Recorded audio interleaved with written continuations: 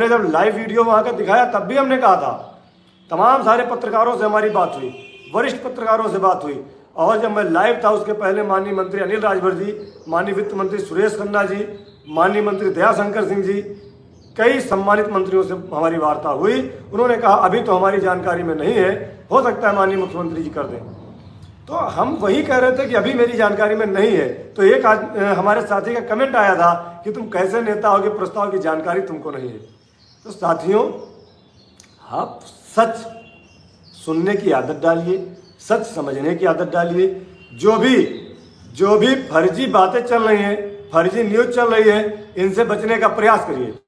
हम ये नहीं कहते, हो सकता हमारे किसी साथी को कहीं से जानकारी मिली हो, उसने आपको बता दिया हो, और हम प्रयास करेंगे जिन मीडिया में ये खबर छपी है उनमें हम कल भेजेंगे, एक अपना प्रेस नोट भेजेंगे और उनसे कहेंगे कि अपनी खबर का खंडन छापिए।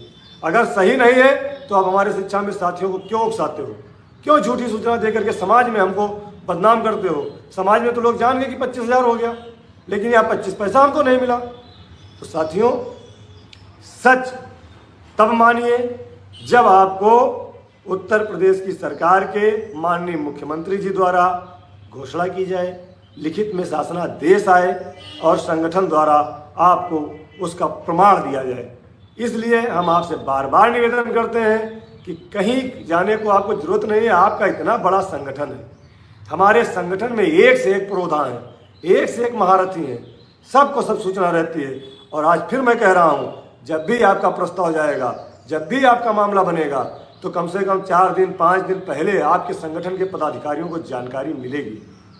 इसलिए मीडिया की खबरों पर, अन्य किसी साथी की खबर पर इतना बखेड़ा आप लोग मत खड़ा किया करिए। सुबह से मैं फ़ोन उठाते उठाते परेशान हूँ, बहुत सारे लोगों के फ़ोन नहीं उठा पा रहा हूँ। अब बताइए, संगठन काम करे, सबको फ़ोन पर सूचना दे। इसलिए तमाम खबरें तमाम बार निकली। मैंने बार बार आपसे निवेदन, हाथ जोड़कर निवेदन किया कि जब तक शासनादेश ना आ जाए, मनोज जी दुख होने की कोई बात नहीं है, क्योंकि हमें पता था, कल भी पता था, लेकिन हमने कहा नहीं, आज का दिन बीत जाए, हो सकता है अचानक कुछ हो जाए। इसलिए आप लोगों से निवेदन है कि जब तक सरकार का शासनादेश न जारी हो जाए, तब तक आप लोग किसी भी तरह के उम्मीद इस तरह की आज हो जाएगा कल हो जाएगा पर मत लगाइएगा।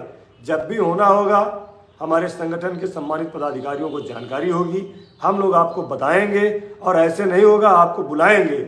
यहाँ 2 4 500 लोग होंगे, हमारे सैकड़ों साथी होंगे, तब माननीय मंत्री जी, माननीय मुख्यमंत्री जी और हमारे माननीय एमएलसी श्री श्रीचंद शर्मा जी होंगे, तब जाकर के। ऐसा नहीं है, ये बड़े मामले हैं, आप लोग समझदार हैं, लेकिन आपकी भावनाओं से जो लोग खेल रहे हैं गलत है, चाहे वो मीडिया घराने के साथी हों, चाहे हमारे साथी हों।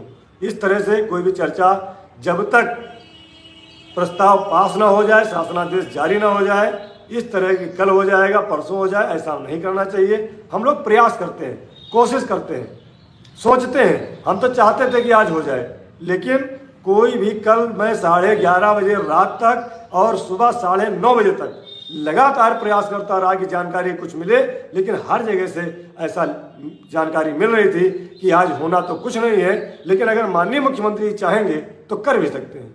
इसी एहतियात के तौर पर संगठन के जिम्मेदार पदाधिकारी होने के नाते आज मैं लोक भवन में था और सभी लोगों से मुलाकात भी किया हूँ। माननीय शिक्षा मंत्री से भी नमस्ते हुई है।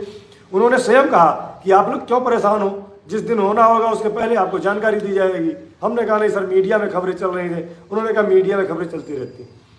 माननीय मंत्री अनिल राजभर जी ने भी यही कहा, कोई दुखी होने की जरूरत नहीं है, मन को खुश रखिए, मस्त रखिए। माननीय मुख्यमंत्री जी ने कहा था 16 अक्टूबर की मीटिंग में, 18 अक्टूबर की मीटिंग में, हमें उन पर भरोसा है, वह धीरे धीरे हमारी